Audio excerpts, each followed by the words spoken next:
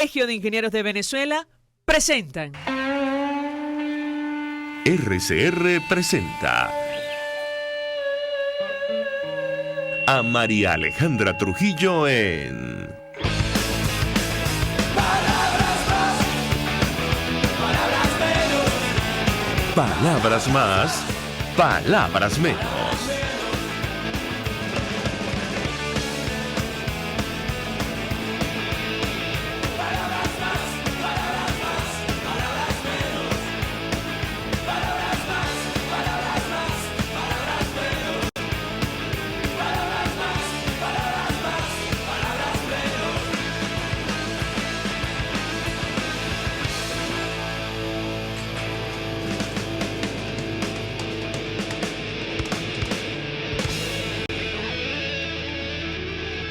Buenos días, amigos de Radio Caracas Radio, lo mejor este miércoles 21 de agosto del año 2019. Todo el equipo que trabaja para ustedes a partir de esta hora los saluda. En la producción, Marilia García y Génesis Rodríguez. En la redacción, Jackson Vargas. En los controles, César Arteaga, quien tendrá el inmenso placer de acompañarles, María Alejandra Trujillo. Saben, ustedes se pueden comunicar desde muy temprano a través de la cuenta en Twitter de la radio, @RCR750, seguirnos por el Periscope, por internet, rcr.tv y el resto de nuestras plataformas digitales a través de TuneIn y YouTube. Escuchaban ustedes algunos titulares de los diarios de circulación nacional, temas que vamos a debatir durante la mañana de hoy. El presidente de los Estados Unidos, Donald Trump, y Nicolás Maduro reconocieron diálogo entre Estados Unidos y Venezuela. El diario El Nuevo Herald de Miami lo recoge de la siguiente manera. Poco después de que el presidente Donald Trump señalara que su gobierno dialoga con varios representantes, esto está entre comillas, venezolanos, Nicolás Maduro confirmó el acercamiento entre ambos países. Trump habló superficialmente sobre el tema mientras recibía al jefe de Estado rumano Klaus Iohannis en Washington. Maduro dijo más tarde, desde la localidad costera de La Guaira, que el contacto se estableció desde hace varios meses y que este se llevó a cabo bajo su autorización expresa. Agregó que es posible que sigan los contactos de Associated Press, y esto lo comentamos con ustedes, reportó el fin de semana que Estados Unidos estableció contacto secreto con el líder del Partido Socialista, Diosdado Cabello, mientras allegados a Maduro buscan garantías de que no serán enjuiciados por presuntos delitos y ceden a demandas cada vez mayores de que Maduro abandone el poder. Simplemente recordar que el presidente de la Constituyente Comunal ayer, 24 horas antes, increpaba al periodista de AP en Venezuela, diciendo que todo esto era una mentira, una manipulación, fue la palabra que utilizó. Él le contestó: no me pidas que te confirme lo que tú publicaste contra mí o de mí o tu agencia, no me pidas, porque eso no es sano.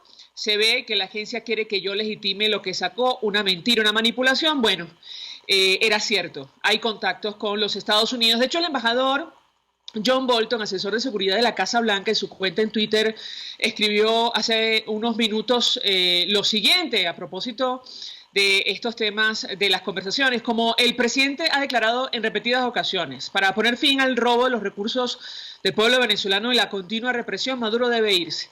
Los únicos elementos discutidos por aquellos que están llegando a espaldas de Maduro son su partida y elecciones libres y justas. Esto acaba de escribir hace algunos minutos, insistimos, el embajador John Bolton. Habrá que ver cómo continúan las cosas. Lo cierto es que ayer Venezuela, buena parte del país, sufrió un nuevo apagón, y la noticia, lamentablemente, es que finalmente reconocen que fue producto de una avería.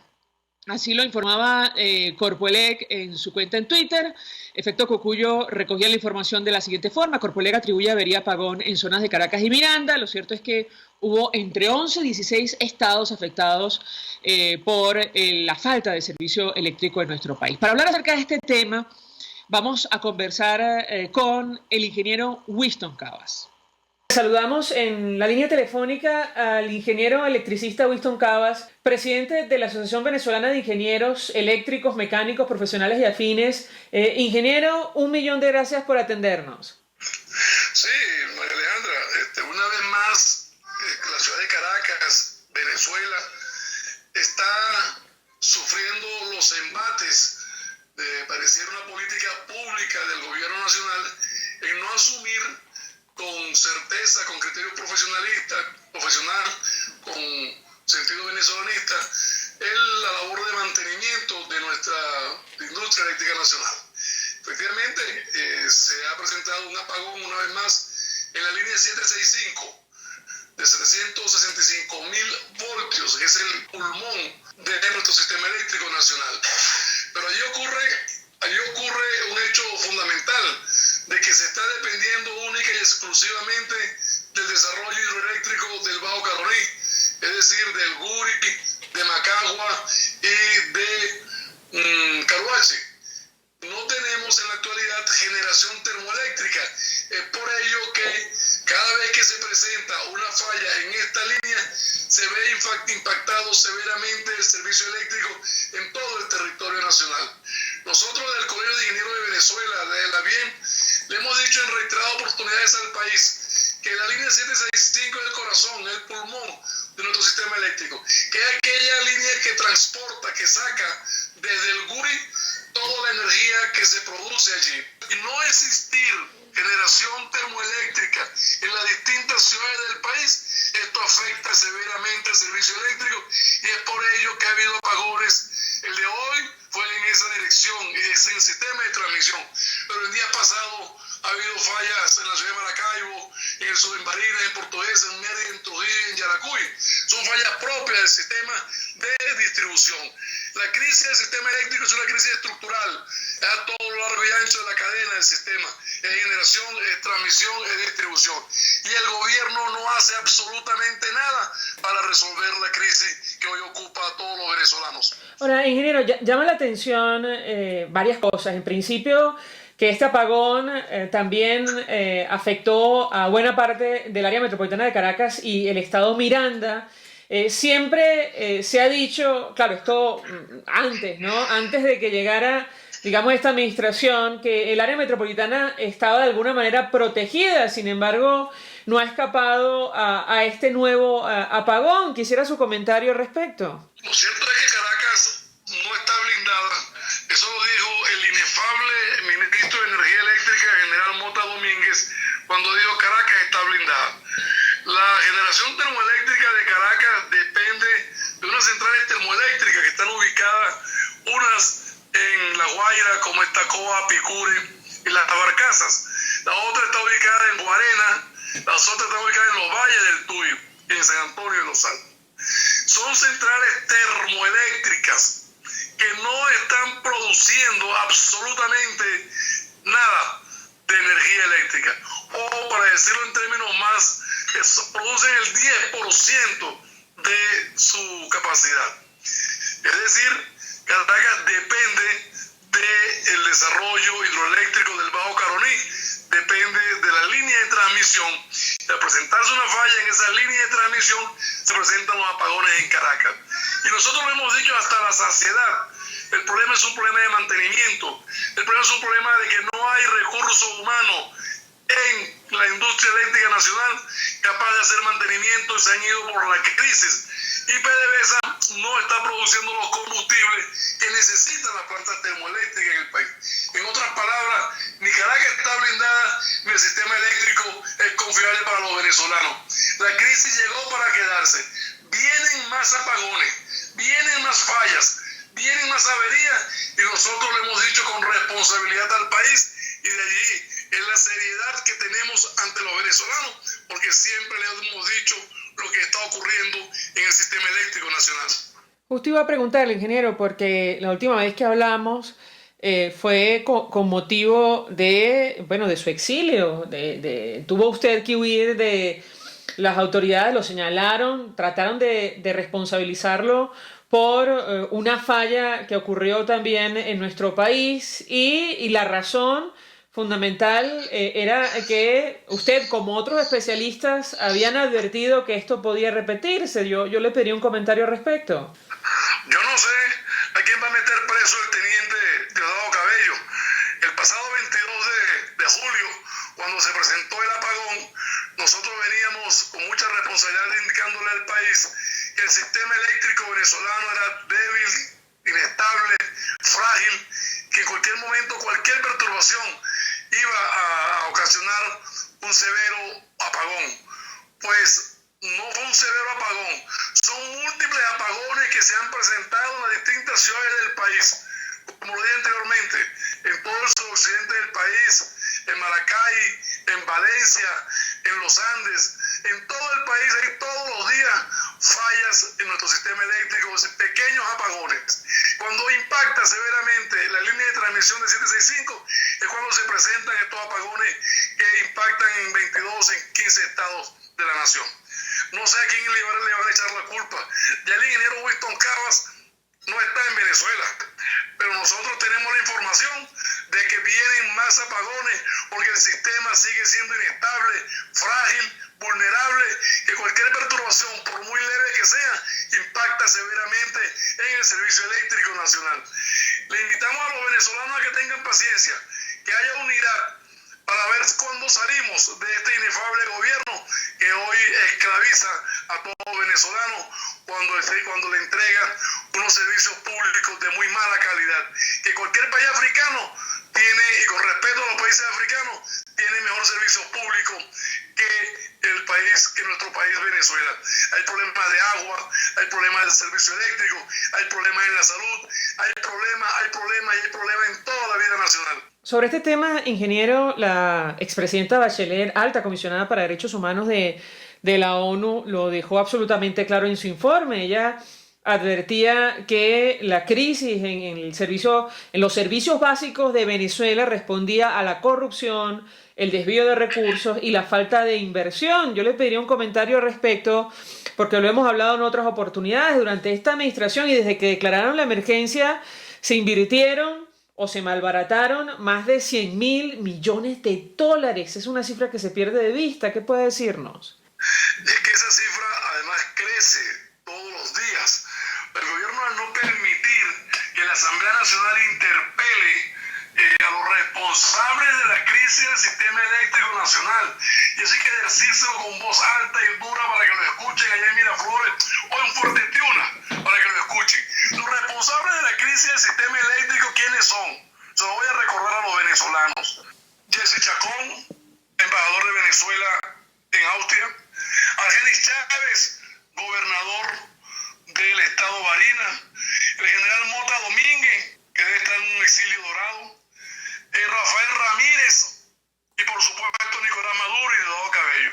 Al no permitir que las instituciones funcionen, se da un manto de impunidad, se da un manto de dejar pasar para que la corrupción haga lo que le dé la gana. Y ahí están los ejemplos claros y palpables. Ahí está el desarrollo hidroeléctrico de Tocoma, una central hidroeléctrica pagada en un 98% y no aporta un megavatio a nuestro sistema eléctrico nacional. Y son empresas vinculadas al gobierno del anterior gobierno de Brasil y al anterior gobierno de Argentina, el caso de los Kirchner y el caso de Lula da Silva. Está también el otro hecho fundamental en corrupción, como es el desarrollo eólico de Paraguaná y el desarrollo eólico de La Guajira. Está el caso de Derwi y asociados. Hay múltiples y grandes casos de corrupción que hoy deben estar asustados, porque esas empresas seguramente están en la lista de los sancionados por el hecho de la corrupción o porque han hecho o hacen negocio con este gobierno. Sí, la corrupción es un factor fundamental en la crisis de nuestro sistema eléctrico y allí están los responsables, y hacia allá debe apuntar el venezolano para que los reconozca. El gobernador de Barinas, el embajador de Venezuela en Austria, Jesse Chacón, Mota Domínguez, Rafael Ramírez, Nicolás Maduro y Diosdado Cabello son los responsables de la crisis de nuestro sistema eléctrico nacional. Ingeniero Winston Cavas, gracias por atendernos, acompañarnos estos minutos. Recibo nuestra llamada desde el exilio. Él es presidente de la Asociación Venezolana de Ingenieros Eléctricos, Mecánicos, Profesionales y Afines, ingeniero electricista, ofreciendo detalles, reacción, compartiendo información útil a propósito de este nuevo apagón que ha dejado sin servicio eléctrico a prácticamente la mitad de nuestro país. Vamos a la pausa, al regreso venimos con más. Usted escucha Palabras Más, Palabras Menos en RCR 750 AM. Puedes seguirnos en nuestras redes sociales.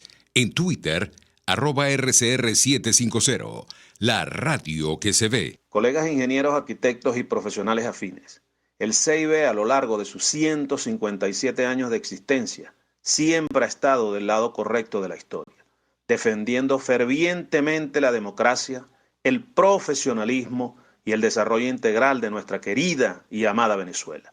Y aunque pensemos que la oscuridad nunca se termina, amanece, siempre amanece, porque Dios puede más, siempre puede más.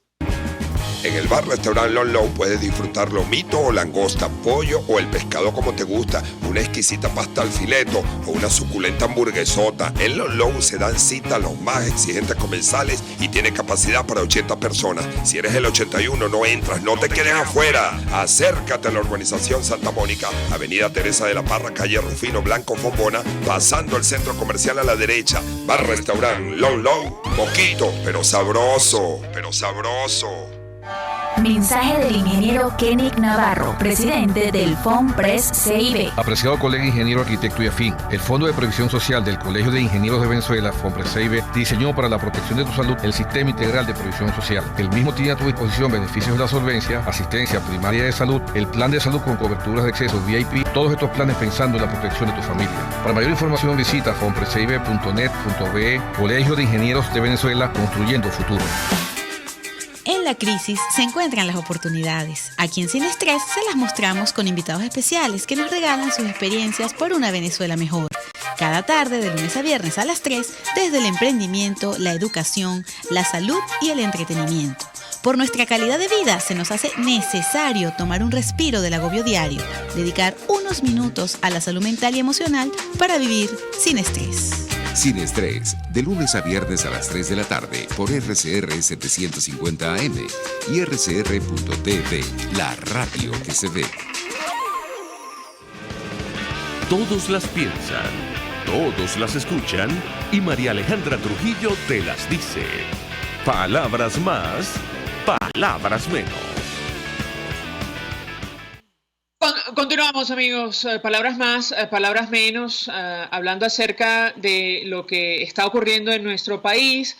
Esta interrupción del abastecimiento de fluido eléctrico quedó reflejado en el informe oral, ustedes recordarán, de la expresidenta Michelle Bachelet sobre Venezuela, alta comisionada de Derechos Humanos de Naciones Unidas. En su momento, cuando pasó lo de marzo, ella aseguró que esa situación afectó a todo el país y agravó la crisis en Venezuela, al reducir aún más el acceso a la población a los alimentos, el agua, los medicamentos y también afectando gravemente a los hospitales. Seguramente la falla, la avería de ayer tuvo un impacto en el servicio de salud. Para hablar acerca de la emergencia humanitaria en general y lo que está ocurriendo con los centros asistenciales en nuestro país, saludamos en la línea telefónica a José Félix Oleta, fue ministro de Sanidad y Asistencia Social, está al frente, forma parte del equipo Defendamos la Epidemiología Nacional. Doctor, como siempre, gracias por atendernos, buenos días. Muy amable, María Alejandra, siempre a su orden.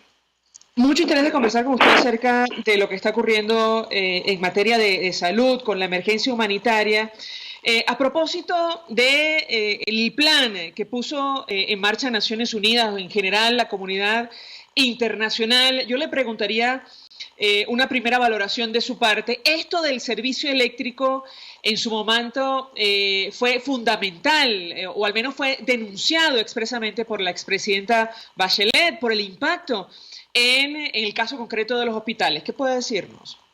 Sin duda alguna sigue generando un impacto importante en la capacidad operativa de los hospitales, la respuesta que pueden dar, que de paso está menguada porque no hay recursos para la atención de los enfermos, no hay insumos suficientes y no hay recursos humanos. Si usted le suma falla en estos servicios básicos como es agua, la electricidad para mantener sistemas de refrigeración o material que se deteriora porque al no estar refrigerado se daña, el caso de las vacunas o de otros productos biológicos. Naturalmente esto impacta de una manera muy importante el servicio de los hospitales y en el caso particular de asistencia humanitaria que se está prestando. El propio informe del señor Peter Groman de la semana pasada nos está advirtiendo de que muchos de estos factores son interferencias importantes para que los efectos de mitigación del programa de Naciones Unidas se lleve a cabo y las ayudas puedan llegar a las personas vulnerables. El caso particular de la electricidad altera enormemente los sistemas de comunicación, todo el sistema de información de las ONG que están relacionadas, y por supuesto esto impacta de una manera muy importante el beneficio, por cierto también muy limitado, de la asistencia humanitaria de Naciones Unidas en Venezuela. A propósito de este plan de respuesta para Venezuela que presentó Naciones Unidas el miércoles 14 de agosto, varias organizaciones no gubernamentales suscribieron un documento en nuestro país advirtiendo que esta respuesta humanitaria presenta serias debilidades que comprometen su viabilidad. ¿Por qué? Sí, efectivamente, son hasta la noche de ayer 117 organizaciones no gubernamentales que le hacen observaciones a este programa, tanto porque el programa transmite información que no corresponde al 2019, sino a 2018. El caso de las vacunaciones o el caso de apoyo para los pacientes con VIH-Sida o apoyo previamente entregado a Venezuela en paquetes para la atención de emergencia. El informe está destinado exclusivamente a lo que va a ocurrir en los últimos 6 meses, en el último semestre del año 2019. Por lo tanto, no podría presentar resultados todavía. Pero si eso ya es una observación, lo importante es que la línea de base para estimar los grupos de población que están en riesgo de emergencia humanitaria también no se corresponden a la verdad porque son los calculados para el año anterior. Y el número de personas afectadas por la evolución de la emergencia ha aumentado significativamente y se estima que son en este momento más de 7 millones de personas en Venezuela afectadas por la emergencia humanitaria. Ahora, imagínese usted, María Alejandra, los recursos para atender esta población solamente se dispone de 7% de la cantidad estimada de 223 millones de dólares para ser invertido en este último semestre del año. En dos palabras, son 14 millones con 900 mil dólares los disponibles. Y eso hace simplemente, pues, totalmente ineficaz e inoportuno los resultados que se puedan obtener con este programa. La población teórica que se quiere cubrir ni siquiera son esos 7 millones, solamente 2,3 millones de personas, y por lo tanto muchísimas personas con necesidades humanitarias quedarían afuera, postergados para ser atendidos en el 2020. Así que son cosas pues que nos preocupan mucho porque luce un programa muy bien elaborado, pero muy ineficiente a la hora de resolver los problemas que tenemos por delante. Doctor, yo quiero detenerme en el monto que Naciones Unidas estaría requiriendo para hacer frente a la crisis humanitaria en los próximos meses. 223 millones de dólares. Nos llamó poderosamente la atención porque en el caso concreto, por ejemplo, del ex tesorero Alejandro Andrade, quien está pagando condenas en Estados Unidos, él reconoce haber recibido 1.000 millones de dólares en sobornos, 4 veces lo que necesita Naciones Unidas para hacer frente a la emergencia en nuestro país. Yo le pediría un comentario a propósito de este tema. Ciertamente, mire, es la paradoja, un país que ha sido expoliado por la corrupción del régimen es insólito, y quizás muchas de estas cosas están en la disposición de los donantes internacionales que dicen, bueno, ¿qué seguridad tenemos nosotros de hacer estas inversiones importantes en Venezuela, donde existe una situación de corrupción tan grande y donde el Estado no cumple sus obligaciones? ¿Cómo es posible que yo supletoriamente o complementariamente aporte estos recursos cuando el gobierno a duras penas ha tenido que reconocer la crisis humanitaria y no invierte en los recursos? Está dejando en la práctica a las Naciones Unidas con todo el peso de la responsabilidad para atender estas cosas. Así que quien está sufriendo las consecuencias finales de este problema es la población en situación de riesgo, las personas vulnerables. Hay 8 o 9 grupos vulnerables, entre ellos las madres, las personas con discapacidad, los ancianos, en fin, muchas personas que tienen necesidades y en donde el Estado no ha dado responsablemente las respuestas y en donde Naciones Unidas tiene restricciones importantísimas porque los donantes no tienen confianza en la inversión de los recursos. En la práctica, ¿qué hace usted con 7% de recursos financieros para atender una crisis pues que supera cualquier capacidad de respuesta institucional? Entre otras cosas, el equipo de Nicolás Maduro tendría que reconocer la profundidad de la crisis, usted me corregirá si me equivoco, y además asumir su responsabilidad. Ya lo decía Michelle Bachelet en su informe, las violaciones a derechos de la salud en Venezuela son el resultado del incumplimiento del gobierno de sus obligaciones fundamentales, las cuales son irrenunciables. ¿Qué opina usted, doctor? Así es, mire, yo le mencionaba en entrevistas anteriores que la falta de reconocimiento de la emergencia por parte del régimen ha sido un factor agravante de la propia emergencia y que dificulta ahora aún más las capacidades de respuesta que pueden tener las ONG y otras instituciones nacionales e internacionales. Esos obstáculos no se han solventado completamente. Todavía ustedes, funcionarios que no reconocen la emergencia humanitaria, todavía usted ve el absurdo de no apoyar estas acciones de una manera clara, de exigir requisitos, de no solventar las dificultades que tienen que ver para la importación de medicamentos e insumos, que aquí es 99%, tienen que pasar por mecanismos de aduana, de nacionalización, y todo eso son retrasos que en vez del gobierno facilitar los procesos para que la ayuda humanitaria llegue, pues existen estos obstáculos. Bueno, en 2 palabras, se reconoce dentro del documento de Naciones Unidas que había una disminución de esos obstáculos, pero no la eliminación completa de los obstáculos ante la respuesta humanitaria que el país necesita. Por lo tanto, el gobierno debería reconocer de una vez por todas y facilitar estos procesos. Tiene que ser el gobierno en primera persona, en primer lugar, el que debe dar el ejemplo de actuar de una manera solidaria para darle respuesta a la población más vulnerable, como digo, son las personas que están más en riesgo de fallecer, de sufrir padecimientos importantes y de disminuir su calidad de vida.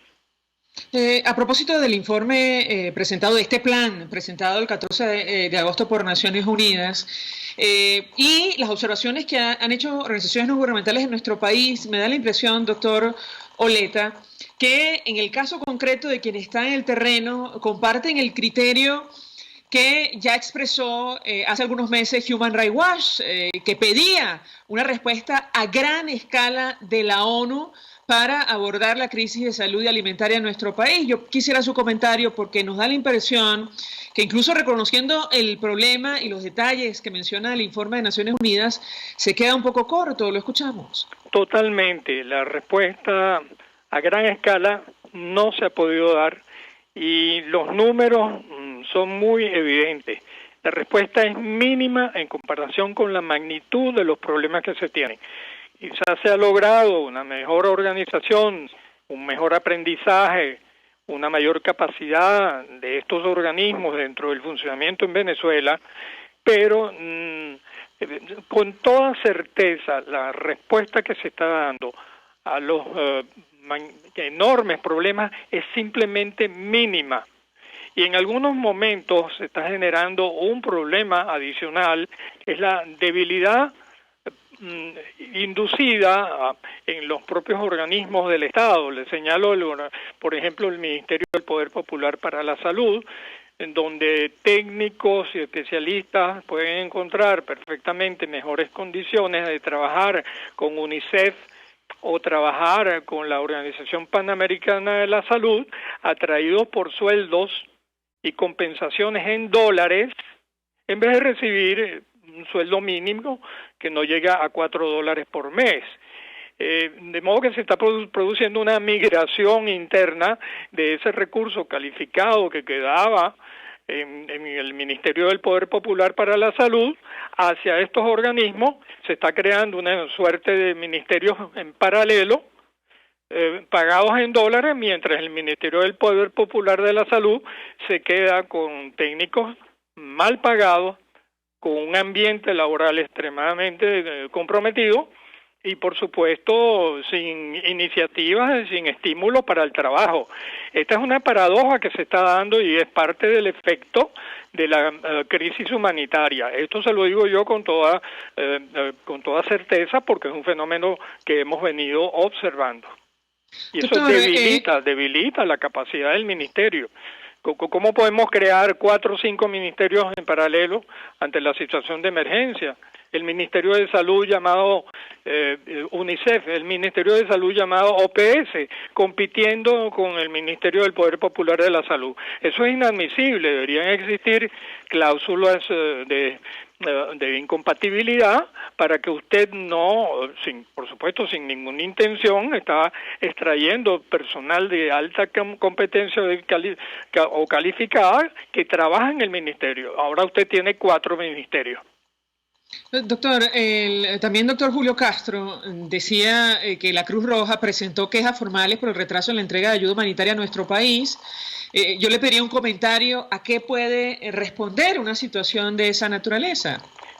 Precisamente los mismos obstáculos y el deseo de controlarlo todo. Sin duda, cualquier ayuda humanitaria que llegue a Venezuela tiene que estar debidamente coordinada entre los organismos del Estado y particularmente del gobierno nacional y de las organizaciones no gubernamentales o del sistema de Naciones Unidas.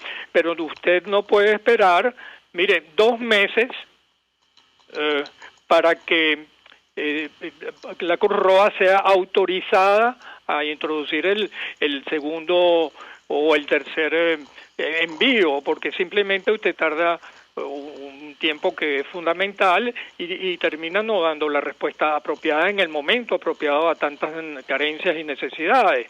Eso le ha ocurrido a la Cruz Roja Internacional y usted ve que en el mes de julio y agosto se producen 2 envíos de cantidades moderadas, pero entre el mes de abril y junio, bueno, ahí pasaron 2 meses sin recibir los recursos necesarios y los envíos que estaban perfectamente planificados. De modo pues que si la burocracia del gobierno establece limitaciones y obstáculos y barreras para que esa ayuda ingrese, pues simplemente lo que usted está logrando es todo lo contrario a la ayuda humanitaria. Es un obstáculo a la ayuda humanitaria. Lo cierto es que esta situación tiene consecuencias, doctor Oleta. La encuesta nacional de hospitales, y lo comentamos con usted en su oportunidad, tal como lo refleja el informe de la expresidenta Bachelet, constató que entre noviembre de 2018 y febrero de 2019, ya han pasado varios meses desde aquella época, 1.557 personas murieron debido a la falta de insumos en hospitales. Yo quisiera su comentario y si hay registro de lo que ha pasado a partir de ese momento en nuestro país. No tengo registro más reciente que el que usted está citando. Es posible que hayan algunos otros registros, pero sin duda Venezuela es el país cuyos hospitales públicos tienen la menor posibilidad de ofrecer agua de forma continua, agua porque menos del 30% de los hospitales dispone de agua. Si usted no dispone de agua, no puede hacer limpieza, no puede ofrecer servicios básicos, y en la práctica son hospitales inhóspitos, sucios y riesgosos para la vida. Vea, todas estas cosas que hemos estado hablando alteran los objetivos fundamentales de cualquier asistencia humanitaria que usted pueda recibir. Y el primer objetivo es la supervivencia y el bienestar de las personas que están en situación de riesgo. Si usted genera obstáculos, dificultades para que la ayuda humanitaria llegue a esas personas, está alterando el principio fundamental de la atención, de la supervivencia de las personas. Ese es un punto que no se puede negociar con nada. Eso hay que exigirlo porque está centrado en los derechos humanos fundamentales. De modo pues que si usted como gobierno obstaculiza, genera una dificultad importante, usted está afectando, usted está colocando una barrera a la supervivencia de las personas más vulnerables, y eso es muy objetable. Y lo segundo es que eso afecta a la protección de la dignidad de esas personas, cuya primera responsabilidad también es el gobierno. Y a la larga, usted está impidiendo los medios de vida y la capacidad de respuesta a esas personas ante una situación de emergencia. Por lo tanto, mire, aquí el gobierno debería invocar a todas las personas a trabajar en conjunto, porque Naciones Unidas ni Cruz Roja van a poder resolver nuestro problema. Y usted ve un gobierno manganzón, un gobierno pasivo, que no se mueve ante la emergencia, que no la reconoce, que la identifica como si fuera una cosa de los demás. Señor, muévase como gobierno, use usted los recursos que tiene para que la emergencia sea superada, por encima de cualquier consideración política, porque está la vida y la supervivencia de las personas. Ese es el reclamo que le hacemos al régimen. Doctor José Félix Oleta, como siempre, 1.000.000 de gracias por atendernos, acompañarnos. Fue ministro de Sanidad y Asistencia Social, por parte del equipo Defendamos la Epidemiología Nacional, expresando opinión, análisis acerca del alcance de esta emergencia humanitaria que afecta a nuestro país y denunciando la inacción de el equipo que acompaña a Nicolás Maduro. Varias organizaciones no gubernamentales advertían en un documento que el plan de respuesta humanitaria que ha presentado Naciones Unidas para Venezuela presenta serias debilidades que comprometen su viabilidad. Vamos a la pausa, a regreso venimos con más. Estás escuchando Palabras Más, Palabras Menos, por RCR 750 AM. Puedes seguir nuestra programación a través de rcr.tv, la radio que se ve. Mensaje del ingeniero Ramón López, vicepresidente del Colegio de Ingenieros de Venezuela. Apreciado colega ingeniero, arquitecto y profesional afín, el sistema de salud venezolano no presta la atención requerida y la altísima inflación encarece notoriamente este servicio. Es por ello que el Fondo de Previsión Social del CIP te ofrece un servicio de salud seguro, confiable y accesible, con amplia cobertura. Para mayor información visita el portal www.cib.net.be, Colegio de Ingenieros de Venezuela, construyendo futuro. Quiero invitarte al restaurante Tavo La Calda La Lagunita, simplemente porque la vas a pasar muy bien. Los platos de su chef conjugan a la perfección el Mediterráneo con el Caribe, las porciones generosas y el ambiente es cálido y familiar. Comprueba que bien vale la pena en Instagram, @Tavo La Calda La Lagunita, la experiencia gastronómica que siempre querrás repetir.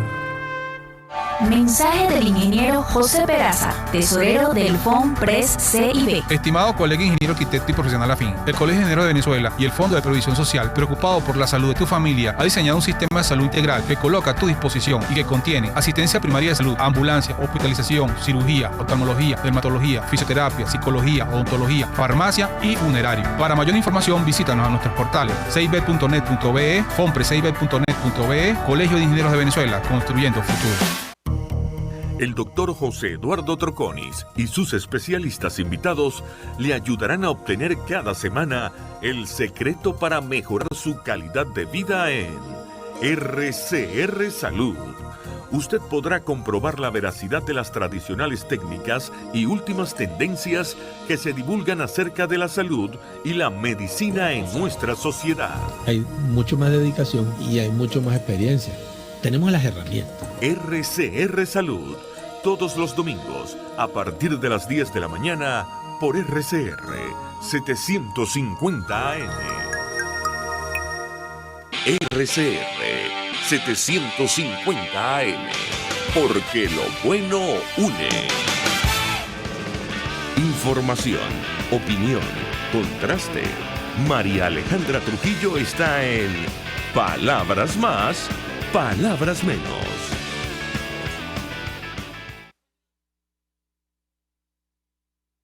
Palabras menos, hablando acerca de la emergencia humanitaria en nuestro país.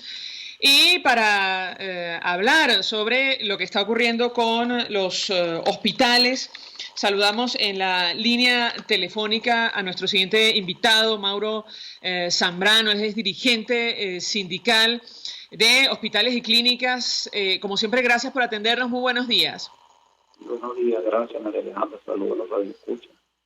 Mucho interés de conversar con nuestro invitado acerca del tema que nos ocupa. Hace algunos minutos nos decía el doctor José Félix Oleta, confirmaba que lo que ha llegado para hacer frente a la crisis humanitaria en nuestro país es absolutamente insuficiente. ¿Qué puede comentarnos?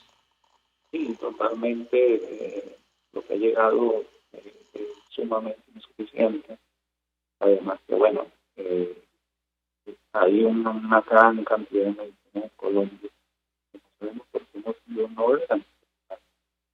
Además, hace poco hasta un buque ahorita atendiendo no solo migrantes venezolanos, sino también a colombianos. No entendemos por qué motivos no pueden dejar pasar. Mauro Zambrano, que escuchamos con dificultad, le vamos a rogar se acerque un poquito más al micrófono del teléfono. Para escuchar perfectamente lo que tiene que decir. Él, entre otras cosas, por lo que pudimos escuchar, confirmaba que ciertamente es insuficiente lo que ha llegado a nuestro país para hacer frente a la crisis humanitaria, tal y como lo denunciaba hace algunos minutos el doctor José Félix Oleta. Mauro Zambrano, lo escuchamos, adelante. Sí, bueno, como te decía anteriormente, muy insuficiente. Además de eso, hay en Colombia un cargamento de medicina que también no dejan pasar. Incluso vi hace poco que hay un buque que no puede pasar a atender a los venezolanos simplemente porque el gobierno no otorga los permisos. De verdad, eso es bastante grave porque la asistencia o la ayuda humanitaria en este momento no debe politizarse, no debe de existir pues diferencias de quién la traiga o no. Simplemente eso viene a ayudar a los venezolanos que hoy mueren en nuestros hospitales esperando ser intervenidos quirúrgicamente. Todavía sigue muriendo los pacientes en los distintos centros de salud porque no hay los insumos necesarios para atender al paciente. Nosotros eso lo hemos dicho, incluso estamos protestando, seguimos en protesta en los distintos centros de salud y vamos a estar en el oncológico Luis Racetti. Algo muy grave que está sucediendo allí en cuanto a atropellos, en cuanto a los mismos pacientes que no tienen cómo ser atendidos, los pacientes con cáncer, que están viviendo muchas calamidades y que hoy no nos queda más remedio sino que estar con ellos, acompañarlos e incluso protestar para manifestar y se visibilice ante el mundo la gran indolencia que hoy en día tiene el gobierno con los pacientes venezolanos, que no busca solución ante la crisis de salud y que no simplemente no le da la gana, porque cuando vemos que gastan grandes cantidades de dinero en uniformes militares, cuando gastan grandes cantidades de dinero en hacer incluso actos políticos, bueno, los hospitales simplemente cayéndose, funcionando en un 20%, podríamos hablar de su capacidad, algunos hasta sobrepasa esa capacidad, y de verdad que es una triste realidad que estamos viviendo los trabajadores hospitalarios, porque nosotros queremos prestar un servicio de calidad, pero no tenemos cómo hacerlo simplemente porque no tenemos los insumos necesarios ni las herramientas necesarias para ejercer una labor eficaz y dar un servicio de salud de calidad y digna, que es lo que garantiza pues nuestra Constitución. Servicio de salud gratuito y de calidad. Hoy en día no lo podemos prestar porque ni es gratuito ni es de calidad, porque el paciente tiene que comprarlo todo cada vez que sale o llega a un hospital. El paciente tiene que comprar desde lo más básico, desde una mascarilla hasta, una gasa, porque no hay insumos en los hospitales. De verdad que es triste y lamentable que ante esta situación no dejen pasar la ayuda humanitaria y no dejen incluso que pase el buque que está en Colombia, que puede atender a muchos venezolanos aquí en Venezuela que sufren hoy en día calamidades que no son atendidos eficazmente, porque nosotros como trabajadores de la salud no podemos hacerlo, pues no tenemos los insumos necesarios. Sí, se refiere Mauro Zambrano al buque de los Estados Unidos que presta asistencia humanitaria y que en este momento se encuentra efectivamente en Colombia. Yo le pregunto a Mauro Zambrano, ayer veíamos rueda de prensa a Ana Rosario Contreras, presidenta del Colegio de Enfermeras de Caracas, y entre otras cosas ella reiteraba lo que está ocurriendo con los trabajadores en el sector salud. Ciertamente el salario no alcanza para absolutamente nada, es un tema adicional que hay que sumarlo a todos los problemas. De hecho, ayer el Banco Central, el equipo económico de Nicolás Maduro, devaluó otra vez la moneda. El dólar cerró por encima de 14.000 bolívares, casi 15.000. El salario mínimo equivale a $2,7 aproximadamente. Yo le pediría un comentario acerca de este tema. Sí, mira, el salario prácticamente no alcanza para nada. Lo que hemos visto y lo que hemos visualizado, nosotros como trabajadores hemos protestado ante esta situación, no hemos dejado de hacerlo. Triste porque hoy un trabajador venezolano no tiene cómo darle respuesta a su familia, ya ni siquiera afecta al trabajador, sino también a su grupo familiar, porque no tiene, como ahorita vienen los útiles, y te puedo comentar que para útiles y becas en nuestra contratación colectiva lo que van a pagar son 2.000 bolívares. Prácticamente nada, una burla. De uniforme pagaron 10.000 bolívares. Y así todos los beneficios han venido de ser progresivos, lo que han venido es quitándonos los derechos. Y ante eso nosotros vamos a seguir en la calle, vamos a seguir protestando, vamos a seguir insistiendo, porque no vamos a ser cómplices de esta situación que hoy vivimos y no vamos a quedar quietos y callados. Pienso que debemos de ser más participativos en la lucha. Mi llamado a los trabajadores y a los otros sectores del país a que debemos estar unidos. Fíjate, hace poco dieron una sentencia a Rubén González, un dirigente sindical, que de verdad lo que ha hecho es luchar por las tablas salariales, por las conquistas que se hicieron en algún momento en Guayana durante muchísimos años y que han retrocedido porque el gobierno ha tomado decisiones unilaterales. Simplemente lo metieron preso, le dieron una condena de 5 años y 9 meses, lo cual rechazamos. Y ante eso nosotros, el movimiento sindical, si creen que con eso nos van a amedrentar, de verdad que no es así. Nosotros estamos más firmes que nunca.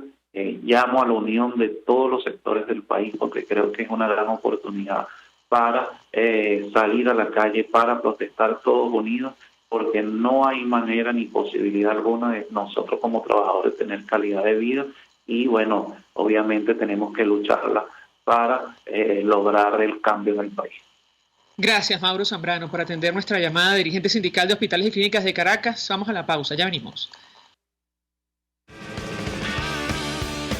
Escuchas a María Alejandra Trujillo en Palabras Más, Palabras Menos, por RCR 750 AM. Sintonícenos a través de Periscope, @RCR750, la radio que se ve. Colegas ingenieros, arquitectos y profesionales afines, el CIB a lo largo de sus 157 años de existencia siempre ha estado del lado correcto de la historia, defendiendo fervientemente la democracia, el profesionalismo y el desarrollo integral de nuestra querida y amada Venezuela. Y aunque pensemos que la oscuridad nunca se termina, amanece, siempre amanece. porque Dios puede más, siempre puede más.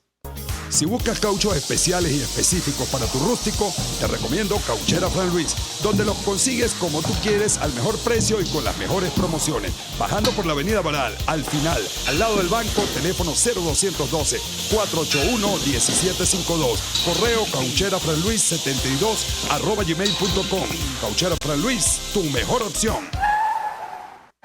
Mensaje del ingeniero Kenick Navarro, presidente del FOMPRES CIB. Apreciado colega ingeniero, arquitecto y afín, el Fondo de Previsión Social del Colegio de Ingenieros de Venezuela, FOMPRES CIB, diseñó para la protección de tu salud el Sistema Integral de Previsión Social. El mismo tiene a tu disposición beneficios de la solvencia, asistencia primaria de salud, el plan de salud con coberturas de acceso VIP, todos estos planes pensando en la protección de tu familia. Para mayor información visita fomprescib.net.be. Colegio de Ingenieros de Venezuela, construyendo futuro. Se dicen, se ocultan, se piensan, se descubren.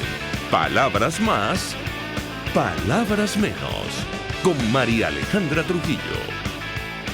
Continuamos, amigos. Palabras más, palabras menos. Al cierre de información, a propósito del tema que hemos debatido la mañana de hoy, pedían ayer más ayuda para la migración venezolana, producto de la crisis humanitaria que afecta a nuestro país. Eduardo Stein, enviado especial de la ONU, solicitaba a la comunidad internacional más apoyo para la crisis migratoria. En Colombia hay más de 1.4 millones de venezolanos. Y lo cierto es que en tanto no ocurra un cambio en nuestro país, una transición a la democracia para hacer frente a la profunda crisis que afecta a Venezuela, lamentablemente no habrá dinero suficiente para aliviar la crisis. Esta es una opinión muy personal. Nosotros nos despedimos y lo hacemos a nombre de Jaime Nestares de la Dirección General de la Estación, en la gerencia de producción Willy Charcaya, en la producción Marilia García y Génesis Rodríguez, en la redacción Jackson Vargas, en los controles César Arteaga, quien tuvo el inmenso placer de acompañarles, María Alejandra Trujillo. El Colegio de Ingenieros de Venezuela y el Fondo de Previsión Social del Colegio de Ingenieros de Venezuela presentaron. RCR presentó Palabras más, palabras menos. RCR 750 AM.